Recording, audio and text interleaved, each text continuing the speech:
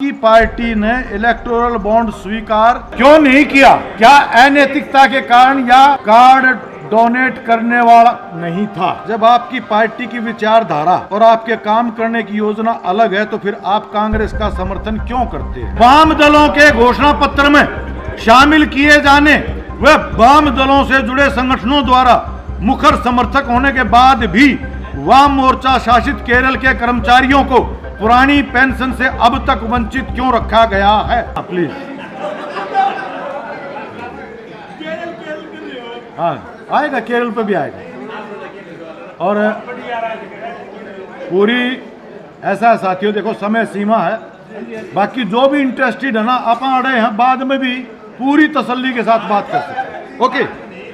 दूसरी बात, जो सवाल है, पहला सवाल, आपकी पार्टी ने इलेक्टोरल बॉन्ड स्वीकार क्यों नहीं किया? क्या अनैतिकता के कारण या कार्ड डोनेट करने वाला नहीं था? अब आप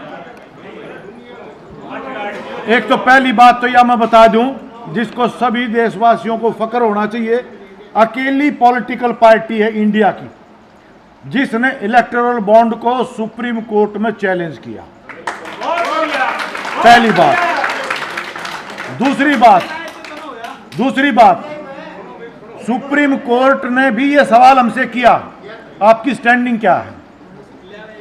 बेनिफिशियरी हैं।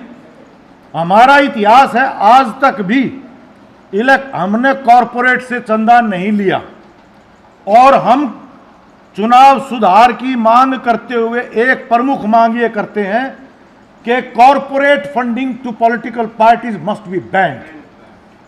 क्यों? ये नैतिकता का सवाल नहीं है, ये इस सवाल से भी वास्ता नहीं है कि कितना चंदा कार्ड मिला ना मिला। सवाल यह है कि डेमोक्रेसी में बचाए रखने के लिए कॉरपोरेट का राजनीति पर कब्जा ना हो, राजनीतिक एजेंट ना बन जाए, इसके लिए कॉरपोरेटिव फंडिंग राजनीतिक पार्टियों पर बैन होनी चाहिए और पब्लिक फंडिंग होनी चाहिए। इन्हीं कॉरपोरेट से चुनाव के लिए पैसा सरकार ले, चुनाव आयोग को दे, और जुकर आड़ा बहस करने लाग रहे, यूं पूरे देश में तमाम राजनीतिक पार्टियों के प्रचार की अगर व्यवस्था हो तो इससे जनतंत्र मजबूत होगा। आज यस, हाँ जी,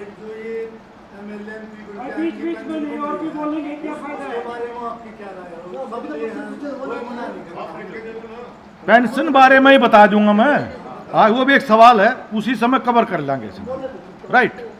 तो पहला सवाल पूरा। दूसरा है, जब आपकी पार्टी की विचारधारा और आपके काम करने की योजना अलग है तो फिर आप कांग्रेस का समर्थन क्यों करते हैं? हम कांग्रेस के कट्टर विरोधी रहे लंबे समय तक, देश गवाह है। उस समय तक, जिस समय तक कांग्रेस पार्टी हिंदुस्तान के शासक वर्गों की प्रमुख पार्टी रही, हिंदुस्तान के बड़े पूंजीपतियों, बड़े जागीरदारों का सब प्रमुख पार्टी के रूप में कांग्रेस पार्टी जब तक रही, हम कांग्रेस पार्टी का मुखर विरोधी रहे। आज भी कोई चरित्र तो नहीं बदला, लेकिन हमारे शासक वर्गों ने घोड़ा बदल लिया। उनकी आज जरूरत बन गई है एक कॉमनल जो उनकी लूट को आसान कर सके, जो पूरी दुनिया में भी ये ट्रेंड है कि पूरा का पूरा न्यू लिबरलिज्म के तहत मैक्सिमम लूट संभव कैसे हो ताकि लोगों में बांटा जा सके और लोगों के डेमोक्रेटिक राइट्स का हनन किया जा सके। तो उसको सुगम बनाने के लिए आज एक ऐसी राजनीतिक पार्टी चाहिए, उसका नाम है बीजेपी। इसलिए देश के शासक वर्गों ने बीजेपी को आज अपनी प्रथम चॉइस, प्रथम उसकी चहेती पार्टी के रूप में अपनाया है, जिसकी वजह से बेशक कांग्रेस पार्टी की इमरजेंसी में अपने हमारे नेता जेलों में रहे, उसके खिलाफ लड़े, सब कुछ हुआ, लेकिन आज उस इमरजेंसी से भी बड़ा अघोषित, मैं पहले बोल चुका, उसके डिटेल में नहीं जाऊंगा, फिर चिरबिराट हो जाएगा और दूसरे लोग आ गए, लेकिन सच्चाई ये है कि कांग्रेस पार्टी का आज भी, हमारे घोषणा पत्र अलग अलग है, बेसिक इंडिया का मुख्य कॉमन क्या है? To save India, to save Indian constitution, to save secular democratic republic. This is the first and foremost task. आज के समय का पहला प्रमुख कर्तव्य यो है कि इस देश के संविधान की रक्षा की जाए, धर्मनिरपेक्ष लोकतंत्र को बचाया जाए। इसके लिए आपा हैं, इसलिए यू गठबंधन ही नाम बेशक अलायंस है, घोषणा पत्र सबके न्यारे न्यारे न्यारे। भाई देखो ऐसी बात है, ऐसा है, इस सतर पर मैं नहीं जाऊंगा, न्यारी बात कर लेंगे कौन चोर से। मैं बता रहा हूं, अगली भी बता दूंगा। पहले दिन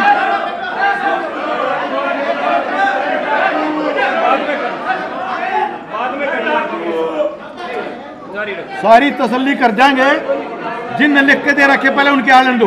वाम दलों के घोषणा पत्र में शामिल किए जाने व वाम दलों से जुड़े संगठनों द्वारा मुखर समर्थक होने के बाद भी वाम मोर्चा शासित केरल के कर्मचारियों को पुरानी पेंशन से अब तक वंचित क्यों रखा गया है? इसमें 2-3 बात मैं कहूंगा, थोड़ा सा धैर्य रखना। 1 मिनट सुनो मेरी बात। पहली बात, हमारी पार्टी आज से नहीं, हमारा 64 में बनी थी, उस समय का कार्यक्रम भी उठा के देख लो। हम यूनिवर्सल पेंशन के बारे में सबका अधिकार, इसके पक्षधर हैं, सबके लिए, सिर्फ कर्मचारी नहीं।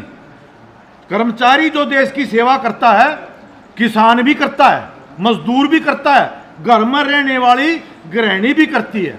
और ये सम्मान की बात नहीं है, ये right, every citizen should be provided pension after as.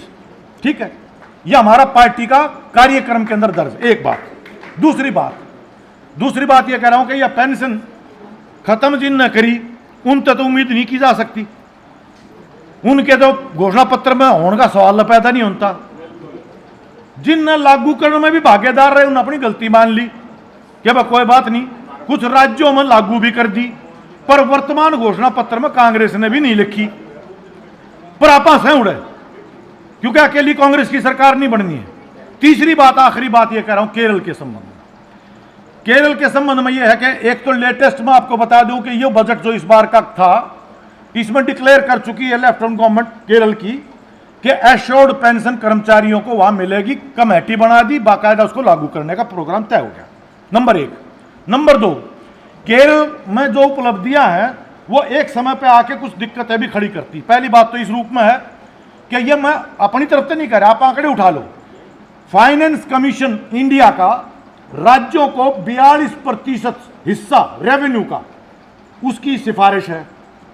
In practice जो बीजेपी ने जो किया है, खासतौर पर जो विपक्ष की सरकारें हैं, आज उनको 32% मिल रहा है। खासतौर पर विपक्ष शासित राज्यों के लिए विभिन्न प्रकार की, उसमें केरल को तो सुप्रीम कोर्ट में भी जाना पड़ा, तो फाइनेंशियल कंस्ट्रेंट्स खड़े किए गए। नंबर 1।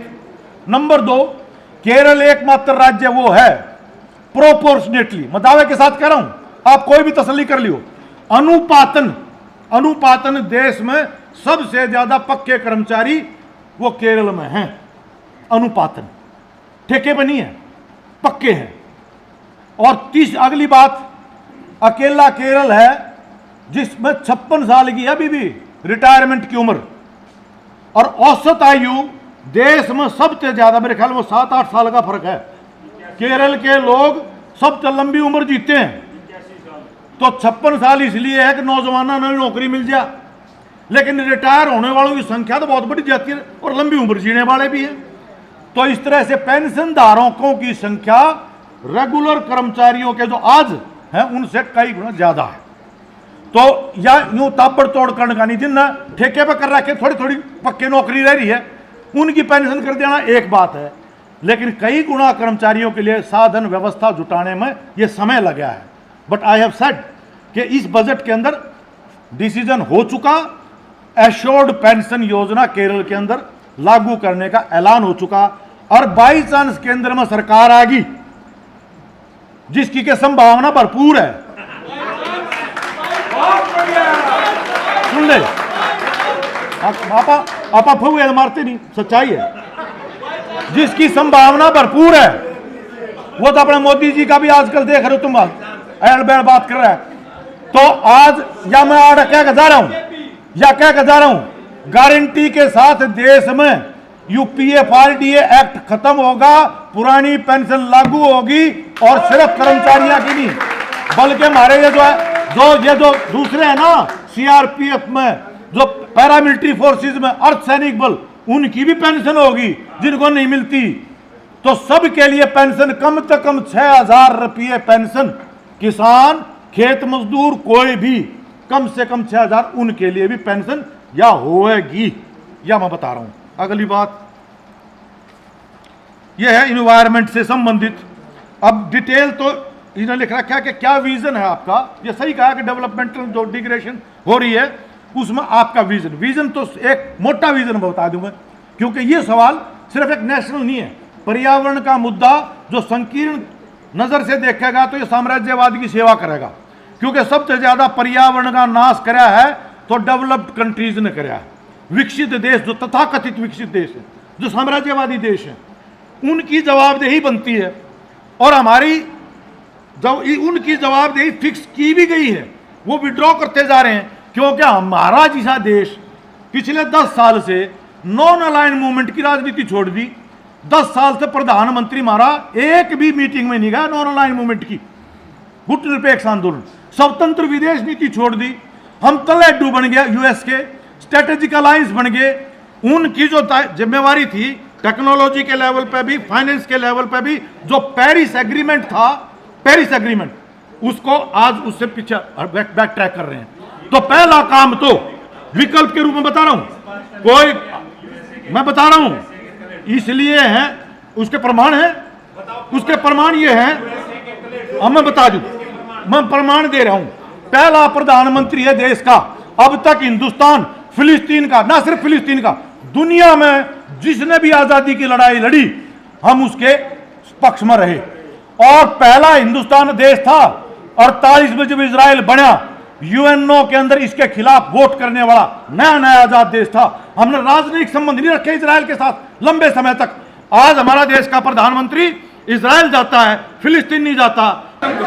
खैर, अपने हरियाणा में एक बात का आग्रह, और यह थोड़ा सा अमल भी कर लो। सुनो सबकी और करो मन की, पर सुनने की हिम्मत तो चाहिए। अगर आप सुनेंगे नहीं, धैर्य नहीं रखेंगे, तो ये दिमाग तो बंद रहेगा, कहते बदलेगा कोई नहीं। कोई बात, हाँ, सवाल का जवाब दे रहा हूं मैं। हाँ, यो भी प्रमाण है कि सीज फायर, जिसमें 35,000 महिला पुरुष बूढ़े मारे जा चुके, तहस नहस हो चुका, और यूएनओ में सीज फायर का प्रस्ताव आए और भारत की इतनी हिम्मत ना हो कि उसके पक्ष में वोट कर दे। First time in the history India abstained from, पहली बार है इतिहास के अंदर अकेला। सुनो, जो सवाल मेरे पास आए पर्यावरण के बारे में, दूसरा दृष्टिकोण है कि हमारे देश में, दूसरा मैं बता रहा पर्यावरण का, डटे रहो, कोई बात नहीं। सवाल उड़े शुरुआत आ रही, दिक्कत खड़ी होगी, फिर बीच में सवाल आ गया। पर्यावरण के बारे में एक बात सबसे बड़ा महत्वपूर्ण, वो ये है कि पर्यावरण अगर बचाना है तो हमारे प्राकृतिक संसाधनों को, ये जो मुनाफे की हवस से बाहर करना पड़ेगा। ये मुनाफे की जो हवस है, मुनाफे खातिर बूढ़ा का नाम, जवान मरो से बूढ़ा, कैसे काम, कॉरपोरेट बड़ी पूंजी, उसको मुनाफा चाहिए, पर्यावरण का कितना नाश हो। इस हिसाब से MMDRA act, mineral mines development regulation act, उसको हमारी पार्टी संशोधित करवाएगी, और मिनरल्स और माइंस का जो भी मामला है वो सार्वजनिक क्षेत्र में होना चाहिए। और पहली बात उसके तहत हो, और ये जो प्राइवेट, खासतौर पे बहुत ही रेयर अर्थ भी आज ये लॉबी को दे दिया, वो तेल का एक्सकेवेशन हो, कुछ भी हो, इनमें बहुत सारे काम है। आज ये जो बड़ी बड़ी लॉबी है ना, ऑटोमोबाइल्स की, तेल कंपनियों की, ये वो, इनने पर्यावरण का ठेका ले रखा है, अपना मुनाफा चाहिए, इस पर अंकुश लगाना पड़ेगा। तो मोटी जी बात मैंने बता दी, बाकी इसमें बहुत सारी चीजें हैं, बात डिटेल में करोगे करते चले जाएंगे पर्यावरण से संबंधित दुनिया में और देश के स्तर पर।